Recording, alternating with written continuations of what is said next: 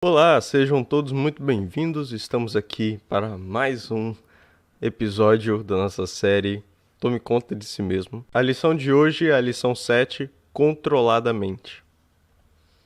A base bíblica se encontra em Efésios 2, de 1 a 3.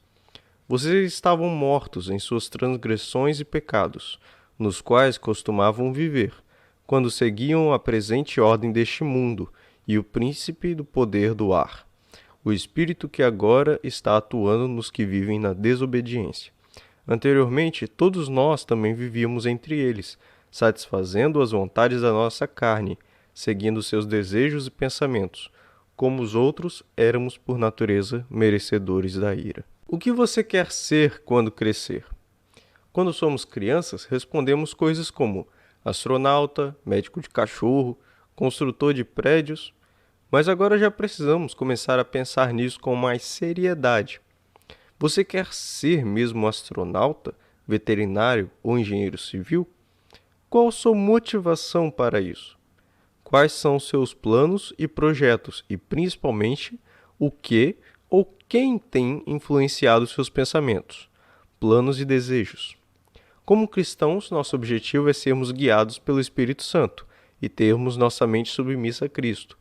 Em Efésios 2, de 1 a 3, que é a base bíblica que lemos, o apóstolo Paulo apresenta 3 grandes inimigos que nos atrapalham nessa batalha, querendo influenciar a nossa mente: o mundo, a carne e o diabo.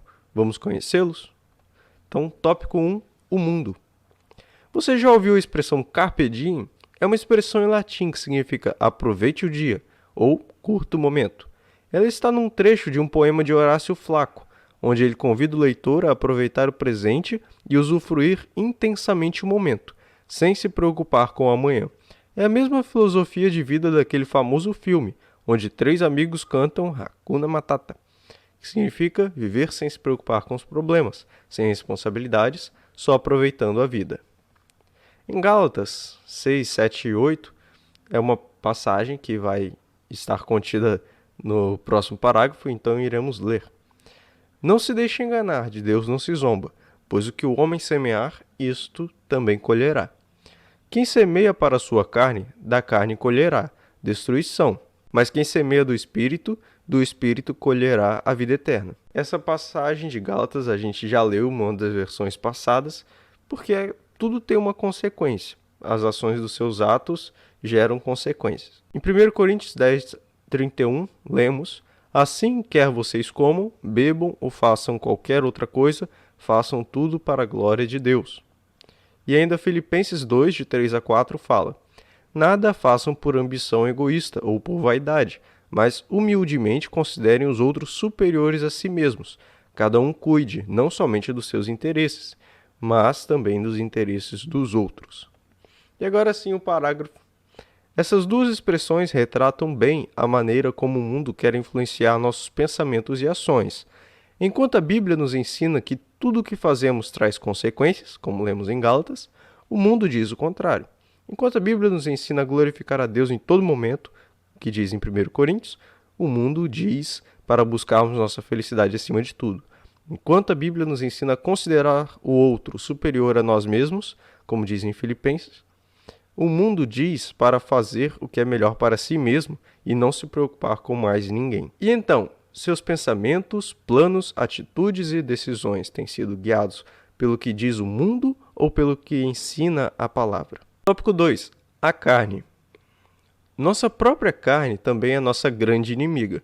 Mesmo quando já aceitamos Jesus como Senhor e Salvador, nossas vontades e desejos pecaminosos continuam lutando dentro de nós para serem satisfeitos.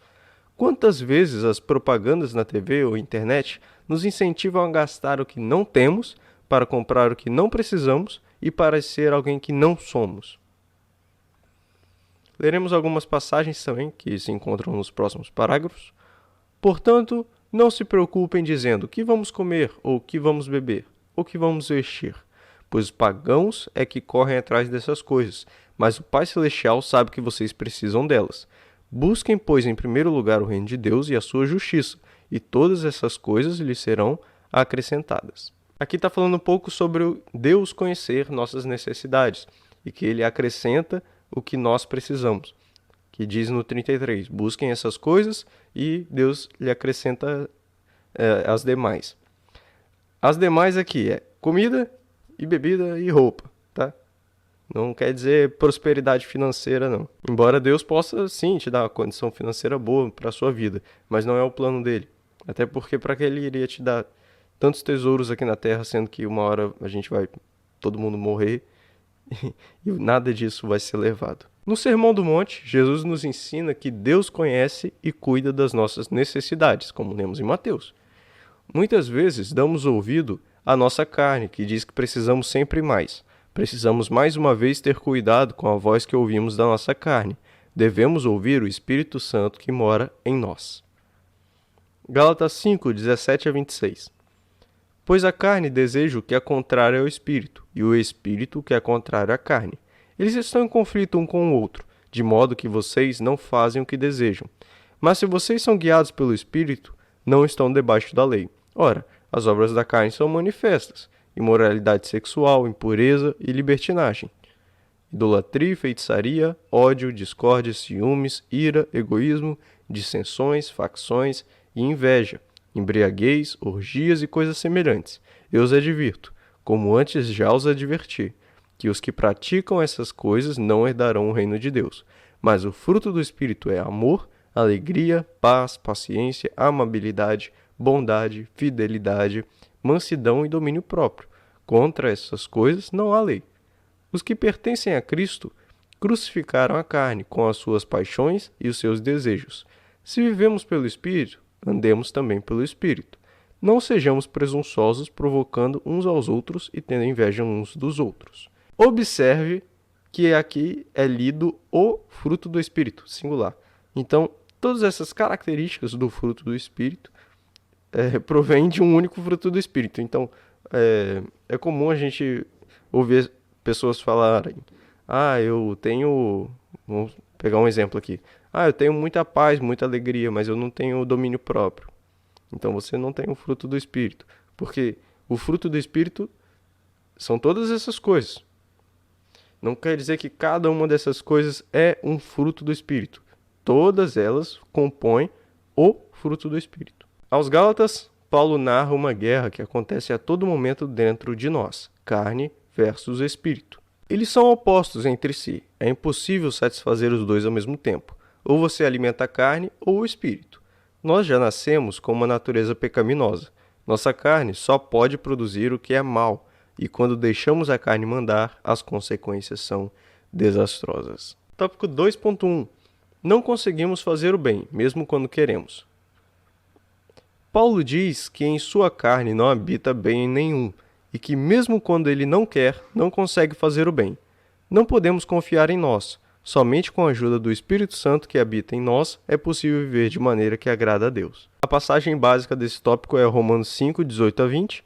Sei que nada de bom habita em mim, isto é, em minha carne, porque tenho o desejo de fazer o que é bom, mas não consigo realizá-lo. Pois o que faço não é o bem que desejo, mas o mal que não quero fazer. Esse eu continuo fazendo. Ora, se faço o que não quero, já não sou eu quem o faz, mas o pecado que habita em mim. Tópico 2.2. Nossa sabedoria valoriza coisas que nos afastam de Deus, que é a passagem de Tiago 3, de 13 a 18. Quando não temos nossa mente submissa a Cristo e dirigida pelo Espírito Santo, até nossa sabedoria é demoníaca. Só produz inveja, confusão e intrigas. E a passagem: quem é sábio e tem entendimento entre vocês? Que o demonstre por seu bom procedimento, mediante obras praticadas com humildade que provém da sabedoria. Contudo, se vocês abrigam no coração inveja amarga e ambição egoísta, não se gloriem disso, nem neguem a verdade. Esse tipo de sabedoria não vem do céu, mas é terrena, não é espiritual, e é demoníaca. Pois onde há inveja e ambição egoísta, aí há confusão e toda espécie de males. Mas a sabedoria que vem do alto é antes de tudo pura, depois pacífica, amável, compreensiva, cheia de misericórdia e de bons frutos, imparcial e sincera. O fruto da justiça semeia-se em paz para os pacificadores. Tópico 2.3. A única coisa que frutifica da nossa carne é o pecado. Já lemos esse trecho de Gálatas e Tiago também, agora leremos mais para frente. Então, a única coisa que frutifica de nossa carne é o pecado, que nos leva à morte. Quem se deixa levar pela carne acaba se envolvendo com perversões sexuais, grandes dificuldades de relacionamento, vícios e toda sorte de pecados, pecados que levam à morte. E a passagem de Tiago: cada um, porém, é tentado pela própria cobiça, sendo por esta arrastado e seduzido. Então a cobiça, tendo engravidado, dá à luz o pecado, e o pecado, após ter se consumado, gera a morte. Mega pensamento: quem está ganhando a luta dentro de você, a carne ou o espírito? Quem você está alimentando? Neste momento, dê um pause no vídeo, pensa aí nessa frase, depois continua. Tópico 3, o diabo. O diabo é o príncipe deste mundo, como está escrito em João. Ele é nosso grande adversário e está sempre ao nosso redor, esperando para nos devorar. A Bíblia o descreve como o pai da mentira, tentador e acusador. Dentre tantos outros nomes que representam toda a maldade que emana do nosso inimigo, um grande engano é pensar que o diabo não existe. Ele existe sim, e precisamos estar sempre atentos para que não nos atinja. O destino do diabo já está traçado. Jesus já o venceu na cruz e no grande dia do Senhor, ele será lançado no lago de fogo e enxofre, onde será atormentado de dia e de noite. Enquanto o fim não chega, a Bíblia nos orienta em como lidar com o inimigo. Esse grande dia do Senhor também é bem conhecido como o dia da vitória, porque justamente será uma vitória para todos nós, porque finalmente seremos totalmente santificados para vivermos com Cristo no céu. E aí algumas pessoas distorcem isso e falam que o dia da vitória é... tipo assim, eles começam a fazer pregações de que dia da vitória você vai receber sua vitória e tal. A nossa vitória é em Cristo. Você não vai... Assim, você pode ser abençoado por Deus, mas eu não consigo entender porque que as pessoas pensam que assim, é uma obrigação de Deus fazer você ser próspero. Não é. Tipo assim, Deus não tem obrigação nenhuma conosco, para falar a verdade. Nós somos servos. Por isso que Paulo fala que somos escravos de Deus. Escravo não tem pensamento nenhum, cara, senão ele morre. Então o dia da vitória tem a ver com a volta de Cristo. Tudo que você ouvir pregações falando que, sei lá, qualquer coisa que não provenha disso, está errado. O cara pode até estar dando uma opinião dele, mas não é bíblico. Leremos algumas passagens, por exemplo, aqui fala que o diabo é o príncipe deste mundo e que ele anda ao redor para nos devorar. Sejam sóbrios e vigiem, o diabo, o inimigo de vocês, anda ao redor como um leão, rugindo e procurando a quem possa devorar. E aqui fala que ele é o príncipe deste mundo e do juízo, porque o príncipe deste mundo já está condenado. Agora o que ele fala que é o pai da mentira. Vocês pertencem ao pai de vocês, o diabo, e querem realizar o desejo dele. Ele foi homicida desde o princípio e não se apegou à verdade, pois não há verdade nele. Quando mente, fala a sua própria língua, pois é mentiroso e pai da mentira. Tessalonicenses, que fala que ele é tentador. Por essa razão, não suportando mais, enviei Timóteo para saber a respeito da fé que vocês têm, a fim de que o tentador não o seduzisse, tornando inútil o nosso esforço. Acusador, em Apocalipse 12:10. Então ouvi uma forte voz do céu que dizia: agora veio a salvação, o poder e o reino de nosso Deus, e a autoridade do seu Cristo. Pois foi lançado fora o acusador dos nossos irmãos, que os acusa diante do nosso Deus, dia e noite. E Apocalipse 20:10, que fala que o diabo será atormentado durante toda a eternidade. O diabo que as enganava foi lançado no lago de fogo que arde com enxofre, onde já haviam sido lançados a besta e o falso profeta. Eles serão atormentados dia e noite, para todo o sempre. Tópico 3.1. Resistir ao diabo. Antes de tudo, essa passagem aqui é: acheguem-se a Deus, resistam ao diabo. Ou seja, para resistir ao diabo, você antes tem que se achegar a Deus, pois ele é a nossa força. Em Tiago 4:7, encontramos um ensino precioso. Quando nos sujeitamos a Deus, ouvimos a sua voz e nos submetemos à sua vontade. Podemos resistir ao diabo e ele fugirá de nós. Sozinhos somos fracos e indefesos, mas em Cristo somos vencedores. Em Cristo não precisamos temer o inimigo, porque ele mesmo vai fugir. E a passagem de Tiago 4:7 eu coloquei aqui embaixo. Portanto, submetam-se a Deus, resistam ao diabo, e ele fugirá de vocês. Tópico 3.2. Fugir das tentações. O diabo sempre nos tenta no que temos mais dificuldade em resistir, nos desejos que vivem em nossa carne, e cada um de nós conhece a fraqueza que mais facilmente nos leva ao pecado. Em relação à impureza sexual, em 1 Coríntios 6,18, Paulo é bem claro. Ele nos orienta a fugir. Quando você vir a tentação chegando, fuja. Não espere ela chegar para você vencê-la, porque a chance de você não conseguir é grande. Fugir das tentações não é sinal de covardia, mas de coragem e fé. Imagina agora você aí na época de José. Imagina você é um espectador lá, você consegue ver tudo sem eles conseguirem te ver. Imagina agora José naquele momento com a esposa de Potifar. Imagina ela querendo cometer adultério com Potifar, com José. E imagina agora José se ele não tivesse metido o pé na linha. Ele ia ficar lá. Tá bom, beleza. Aqui tá tudo tranquilo ainda, hein? Aí ela começa a tirar a roupa. Aí ele cruza as perninhas, fala, tá tudo tranquilo aqui, tudo tranquilo.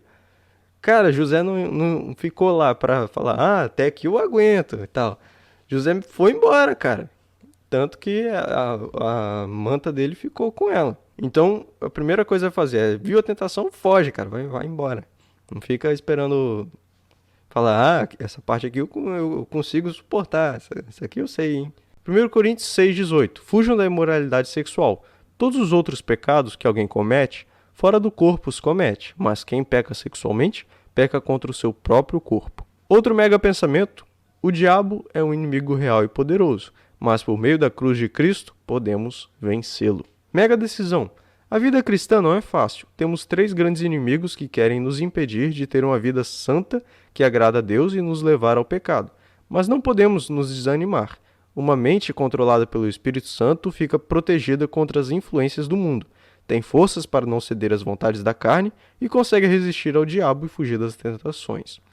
Entregue sua mente, pensamentos e vontades nas mãos do Senhor. Peça a Ele que tome conta de todas as áreas da sua vida. O poder de Deus nos dá força para vencer os inimigos. Vamos à luta? Mega desafio. Escreva numa folha 3 atitudes que você precisa tomar para lutar contra o mundo, a carne e o diabo.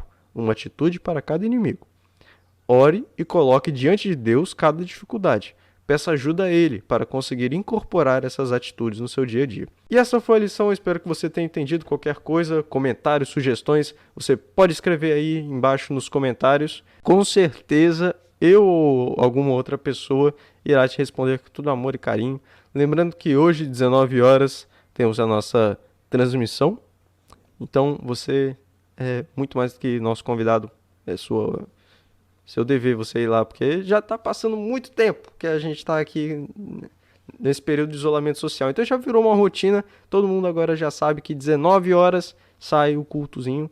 E para você não perder nenhum vídeo, aproveita que você está aqui, rola o vídeo aí um pouquinho para baixo, você vai ver que tem um botãozinho de inscrever-se, aí depois você clica no sininho, e se possível também deixa um gosteizinho aí também, porque ajuda o YouTube a mandar esse vídeo para outras pessoas. Então algumas outras pessoas que não são da nossa igreja vão acabar assistindo esse vídeo se você deixar o seu gostei aí, porque o YouTube vai entender que todas as pessoas que assistiram esse vídeo gostaram. Então ele vai divulgar esse vídeo para outras pessoas. Mas é isso aí, um forte abraço, vejo vocês às 19 horas. Tchau!